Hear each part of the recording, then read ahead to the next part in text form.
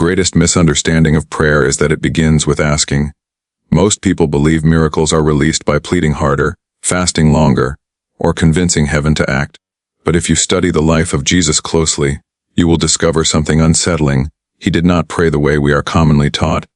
Before blind eyes opened, before the dead stirred, before storms obeyed his voice, there was a quiet, deliberate alignment that took place.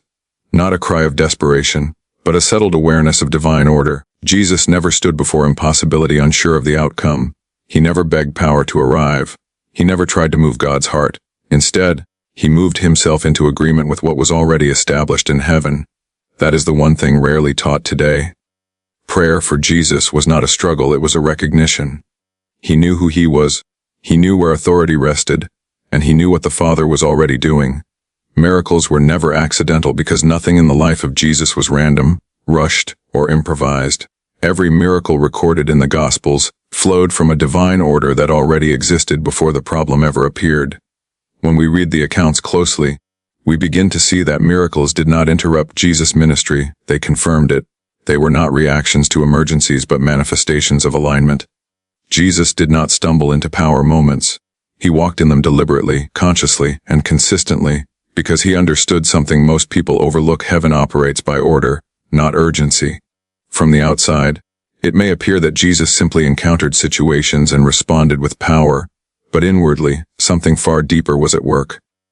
He lived from a place of continuous communion and awareness. Long before the sick were brought, long before the crowds gathered, long before the crisis presented itself, Jesus was already aligned with the Father's will. That alignment was not created in the moment of need. It was maintained as a way of life. This is why miracles followed him instead of being chased by him. Accidental things are unpredictable and inconsistent. The miracles of Jesus were neither. Wherever he went, the same authority appeared. In different towns, among different people, under different circumstances, the outcome was remarkably consistent. This consistency reveals a system, not spontaneity. It tells us that Jesus understood the spiritual laws governing manifestation. Just as sowing leads to harvest and obedience leads to blessing, alignment leads to power.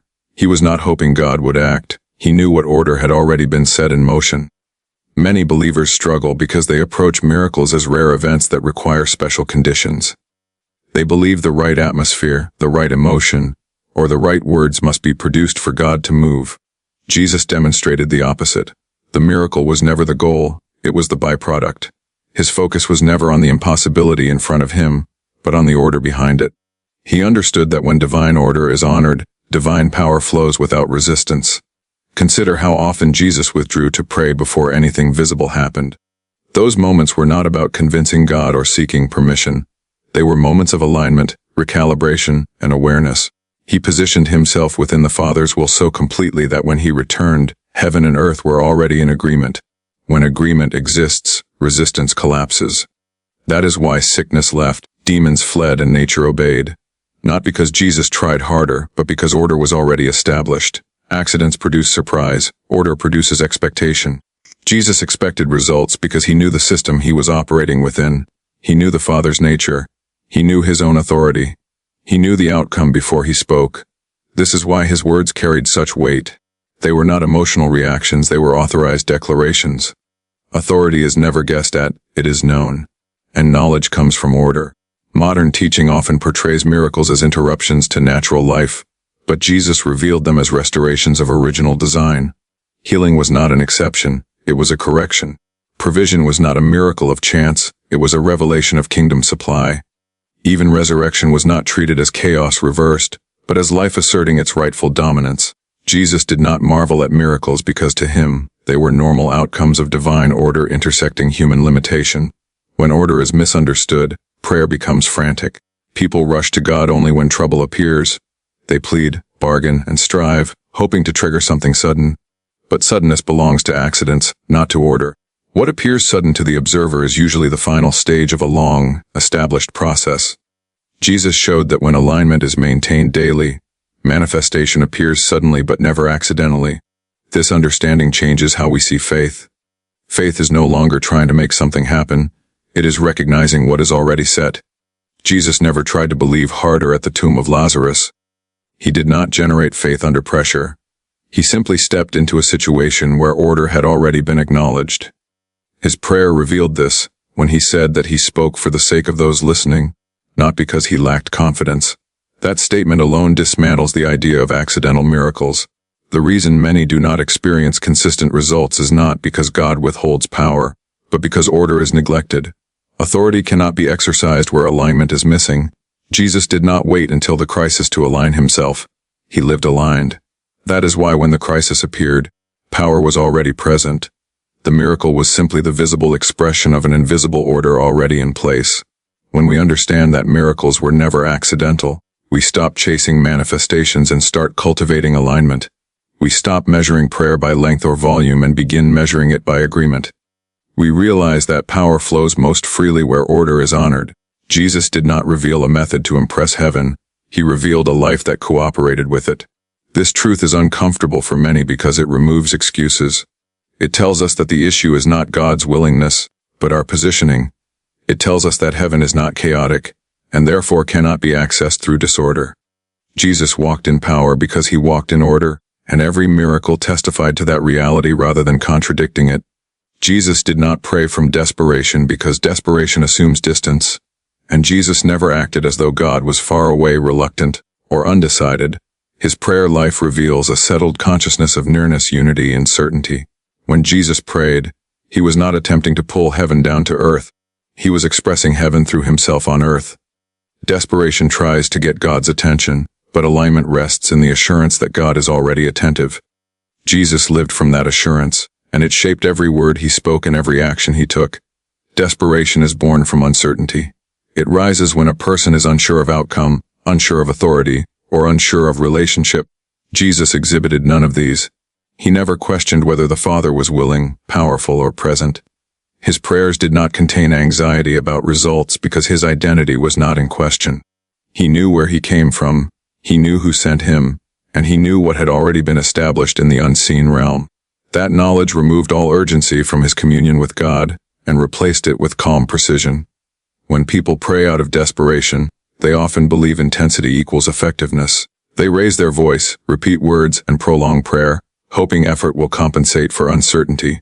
Jesus did the opposite. His prayers were often brief, composed, and measured. This was not because the situation was small, but because his alignment was complete. He did not need to persuade the Father or stir himself into faith. Faith was already settled before the problem ever presented itself. Alignment is not emotional, it is positional. Jesus prayed from position, not from pressure. He did not approach God as someone outside the will of heaven seeking entry. He approached as one fully aligned with the Father's intent. This is why he could give thanks before provision appeared, why he could speak life before death released its grip, and why he could command storms without fear. Desperation reacts to circumstances, but alignment governs them. In moments that would naturally provoke urgency, Jesus remained unhurried. When informed of Lazarus' sickness, he did not rush. This was not indifference, it was confidence. Desperation rushes because it fears loss of opportunity. Alignment waits because it knows timing is part of order. Jesus understood that divine timing cannot be threatened by human urgency. His delay was not weakness, it was mastery over unseen processes that others could not perceive. Desperation often treats prayer as a last resort. Alignment treats prayer as a constant state. Jesus did not pray only when miracles were needed. He prayed continually to maintain awareness and unity. His public miracles were simply the overflow of a private alignment that never wavered. This is why his prayers in critical moments sounded more like acknowledgments than requests. He thanked the Father, spoke with assurance, and acted decisively because alignment had already settled the matter internally. There is a profound difference between asking God to act and recognizing what God is already doing. Jesus consistently operated in recognition. He discerned the Father's will and moved in harmony with it. That harmony eliminated desperation because there was no conflict between heaven's intent and his actions. Where there is no conflict, there is no struggle. Where there is no struggle, authority flows effortlessly. Desperation often arises when identity is unclear. People who do not know who they are attempt to compensate with effort. Jesus never compensated. He functioned from identity, not insecurity. His authority in prayer was a natural extension of his relationship, not a performance meant to achieve results. This is why demons recognized him instantly and why sickness responded without negotiation. Creation responds to identity aligned with divine order. Alignment also produces restraint. Jesus did not heal everyone everywhere at all times, not because power was limited, but because alignment requires obedience to divine timing and instruction. Desperation would have compelled him to respond to every demand. Alignment allowed him to respond only where the Father was working. This restraint preserved authority and prevented misuse of power. Jesus moved deliberately, not impulsively, because his actions were governed by alignment, not emotion. Many misunderstand calmness in prayer as passivity, but in Jesus it was the highest form of authority. Calmness signals certainty. It communicates that the outcome is already known. This is why Jesus could sleep during a storm while others panicked. His peace was not ignorance of danger. It was alignment with dominion. He understood that fear does not activate power, but alignment releases it. When Jesus prayed, heaven and earth met without friction. There was no resistance because there was no desperation. Desperation introduces friction by attempting to force outcomes. Alignment removes friction by cooperating with established order. This cooperation is what made Jesus' ministry so effective and so misunderstood. People saw the miracles but missed the posture that produced them. Understanding that Jesus prayed from alignment rather than desperation redefines how prayer is approached. It shifts the focus from trying to get God to do something to learning how to stand in agreement with what he has already willed. It reveals that power is not accessed through emotional strain, but through spiritual positioning. Jesus modeled a way of prayer that is restful, confident, and authoritative, not because circumstances were easy, but because alignment was unbroken, and where alignment remains intact, desperation has no place. Modern teaching often emphasizes asking because asking feels active, measurable, and emotionally validating, yet this emphasis subtly shifts prayer away from the pattern Jesus revealed. Over time, prayer has been reduced to a transaction where believers present needs and wait for responses, as though heaven were a distant authority to be petitioned, rather than a present kingdom to be aligned with. This shift did not happen overnight. It emerged as prayer became more about human expression than divine recognition.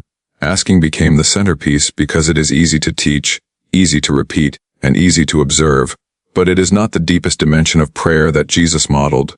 When prayer is centered primarily on asking, it quietly reinforces the idea that something is missing, withheld, or undecided in heaven. It places the believer in a posture of lack, always approaching God as one outside the outcome, hoping to influence a result. Jesus never prayed from that posture. He did not speak as someone trying to obtain permission or unlock willingness. His words flowed from certainty, not negotiation. He revealed that prayer was not meant to inform God of needs, but to bring human awareness into agreement with divine intent. The problem with an asking-centered approach is not that asking is wrong, but that it is incomplete. Asking without alignment produces repetition without authority. Many pray sincerely, persistently, and passionately, yet see little fruit because their prayer begins at the wrong level. Jesus showed that alignment precedes asking, and in many cases replaces it entirely. He aligned his will so fully with the Father that asking became unnecessary. His prayers sounded more like acknowledgments than requests, more like declarations than appeals. This is why Jesus often gave thanks before anything changed. Gratitude before manifestation makes no sense if prayer is about requesting future action. It only makes sense if prayer is about recognizing present reality. Thanksgiving in advance reveals alignment. It declares that the matter is already settled in the unseen, and therefore does not require persuasion. Modern teaching often overlooks this because it challenges the emotional framework many rely on in prayer. It removes the drama and replaces it with responsibility. Alignment requires awareness. It demands that a person learn to discern what God is already doing rather than insist on what they want done. This kind of prayer is quieter, slower, and more disciplined. It does not lend itself to spectacle, which is one reason it is rarely taught. Asking can be loud and communal. Alignment is inward and personal. Asking can be performed publicly. Alignment must be cultivated privately. Jesus spent far more time alone aligning than he did publicly speaking prayers. When prayer is reduced to asking, people often believe effectiveness is measured by persistence or intensity. They assume unanswered prayer means they must ask longer or harder. Jesus dismantled this belief by showing that effectiveness flows from agreement, not effort. He did not repeat himself endlessly. He did not escalate volume to increase power. His authority was evident precisely because his words were few and final. Creation responded because alignment had already authorized the command. The emphasis on asking also creates confusion about faith. People are taught to ask in faith, yet are rarely taught how faith is formed. Faith, as Jesus demonstrated, is not generated in the moment of crisis. It is the result of sustained alignment with truth. When alignment is absent, asking becomes strained and uncertain. When alignment is present, even a few words carry weight. Jesus' confidence was not self-generated optimism. It was the natural outcome of union with the Father's will. Another consequence of overemphasizing asking is that prayer becomes reactive rather than formative. People pray when problems arise but neglect alignment when life is calm. Jesus lived the opposite way. He aligned continually so that when challenges appeared, his response was immediate and authoritative. He did not need to enter into prolonged prayer at the moment of crisis, because the work had already been done in private. Public miracles were the overflow of private alignment. Alignment also redefines obedience. Instead of trying to get God to bless personal plans, alignment requires surrendering plans to divine order. This is uncomfortable because it removes control. Asking allows a person to maintain ownership of outcomes while hoping God will assist. Alignment requires relinquishing ownership entirely.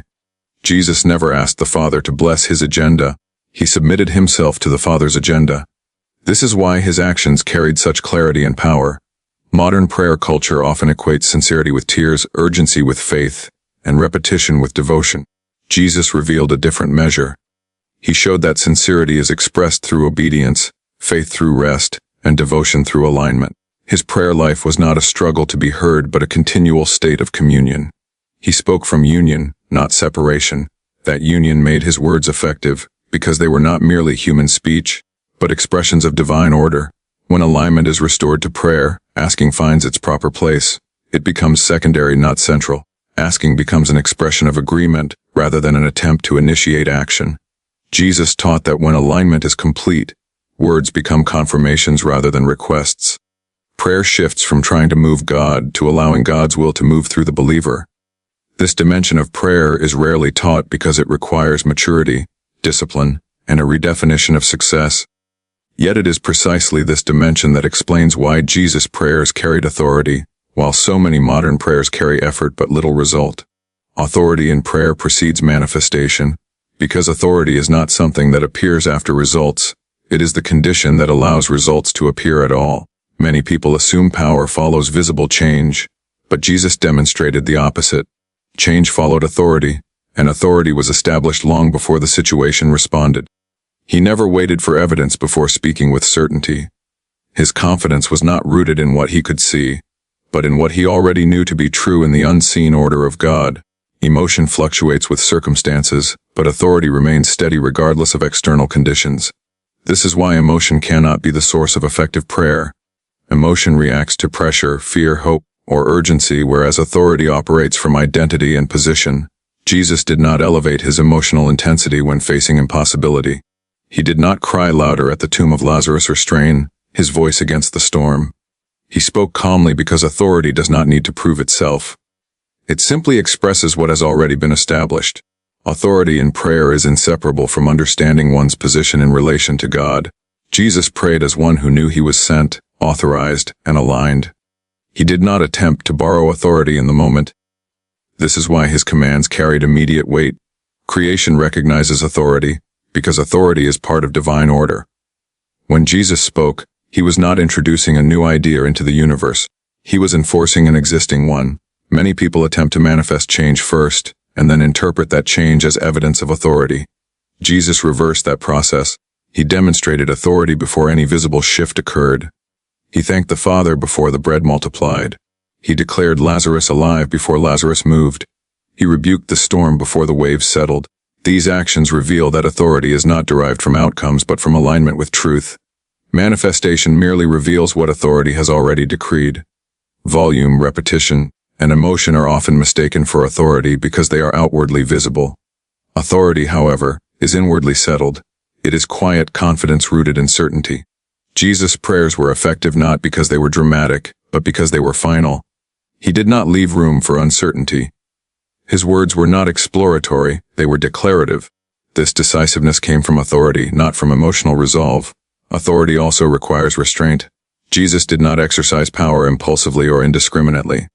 He moved only where authority had been established through alignment with the Father's will. This restraint is often misunderstood as limitation, but it is actually evidence of maturity. Authority knows when to speak and when to remain silent. Emotion feels compelled to act immediately. Authority waits for the right moment, because it is confident nothing is lost by patience. The modern tendency to equate passion with power leads many to believe that strong feelings can compensate for weak authority. Jesus showed that no amount of emotion can replace positioning. Authority flows from identity, not intensity. When identity is clear, authority is natural. Jesus did not need to convince himself of who he was before praying. His identity was settled, and therefore his authority was unquestioned. This is why opposition recognized him instantly. Authority in prayer also explains why Jesus could speak to inanimate objects and expect obedience. Nature does not respond to emotion, it responds to order. The wind did not calm because Jesus felt strongly about peace. It calmed because authority addressed disorder. Authority restores alignment. This principle applies to sickness, lack, fear, and chaos. Where authority is present, disorder must yield, not gradually, but inevitably. Manifestation is often delayed or inconsistent when people attempt to operate from emotion rather than authority. Emotion rises and falls, which produces inconsistent outcomes. Authority remains constant, which produces reliability. Jesus' ministry was marked by consistency because his authority did not fluctuate. Whether surrounded by crowds or standing alone, whether praised or opposed, his authority remained unchanged because it was not sourced from human response. Another reason authority precedes manifestation is that authority establishes boundaries in the unseen realm. Before anything changes physically, something shifts legally in the spiritual order. Jesus understood this. He did not argue with symptoms or negotiate with resistance. He addressed root authority and allowed manifestation to follow. This is why his commands were simple and direct. He was not trying to overpower resistance. He was enforcing rightful dominion. Many believers struggle because they try to pray themselves into authority during the crisis. Jesus never did this. He lived in authority so consistently that prayer became an expression of that authority rather than a means to obtain it.